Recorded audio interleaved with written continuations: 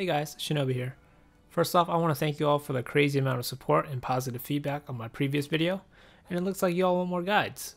So today I'm bringing you a sword build focusing on part breaks to help you get all those mats in as few runs as possible.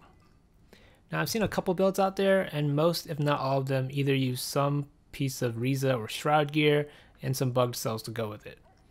So for the purposes of this build, I'm just going to assume you don't have any of that and just not even use any of them.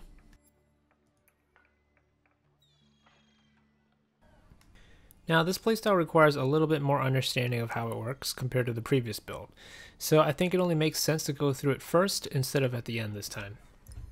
Alright, since we're going for part break, we definitely want +6 sharpened and +6 blade storm. Now you'll see here that although they do grant us a passive increase to both percentage and on hit part damage, it really shines after dodging through an attack.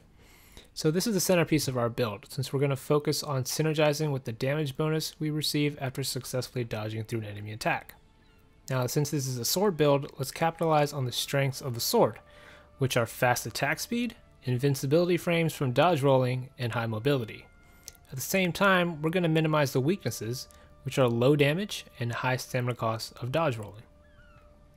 I find Evasive Fury to work incredibly well, since it not only activates upon dodging through an attack, but it also grants us bonus attack speed. To address the stamina drain, I'm using agility cells to minimize the stamina cost of dodge rolling, since this build is heavily dependent on it. Now if you don't have agility cells, conditioning or endurance works too, anything that really helps with stamina management. Now we can easily achieve all of this with the Razor Wing, Carabac, weapon, and armor pieces, who's still currently in the rotation. Now I am using the Frostback helmet and the Rage Tail boots because of the power slots, which we will use to slot our +2 sharpened cells in. And I know they aren't currently in the rotation, but we're getting a rotation change tomorrow anyway, and there's only so much you can work with when you're restricting Reza and Shroud pieces. Finally, to address the lack of damage, we're going to bring the Drask Lantern, which is another mandatory part of this build. Upon instant activation, you'll deal 50% increased damage for 6 seconds, and upon hold activation, you shoot a 200 damage lightning bolt that passes through the behemoth. Now I recently found out that if you first tap to gain the 50% increased damage and then activate the lightning bolt, the 50% damage actually applies to that as well. And if you aim down the length of the behemoth, you can essentially hit most or all of his parts for a crazy amount of damage. Okay, I know that was a lot to take in, but now that we have an understanding of the build, let's talk about the application. Now if you want to be the most efficient and effective, you're going to want to have good positioning and timing, and you're going to want to save your lantern abilities for when there's an opening to really deal some burst damage. So generally your rotation is going to look something like this. First you want to get some attacks in to charge your lantern fully, and then you're going to charge your weapon meter enough for at least a Q attack. Next you're going to dodge through a behemoth attack, and you'll know you do it right when you start to glow. Then you're going to pick a body part that's not broken, and when you have an opening, you're going to tap the lantern for 50% increased damage. You're going to press Q for huge burst damage, and then hold the lantern for extra part damage to all the body parts, and then just continue to build up charge to do it all over again essentially. Something to note is that the damage to the behemoth's HP pool itself will still be pretty weak, as the boost in part damage does not apply to regular damage as well. But this may not be such a bad thing, since it gives you enough time to break all the parts without killing the behemoth too quickly. And remember, it's not a sprint, it's a marathon. Now, even though each individual run may take a bit longer, like between 5 to 8 minutes, you'll do less runs overall to get all the materials that you need. Plus, if you want more overall damage, you could use potions and or throw in some other cells of your choice. Alright, enough talking. Enjoy the gameplay, and I'll post a link to the build down below.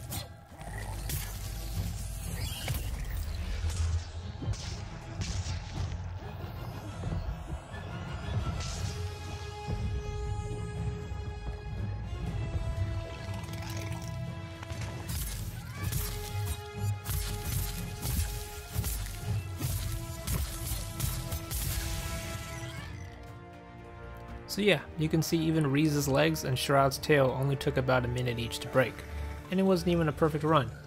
So to recap, just roll through the enemy attack to get the buffs, apply your lantern buffs, and then go ham with the damage.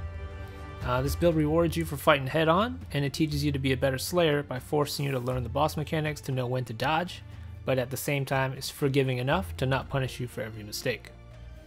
Sorry for the long video guys, I hope you enjoy, and if you have any suggestions for the next video, leave a comment down below.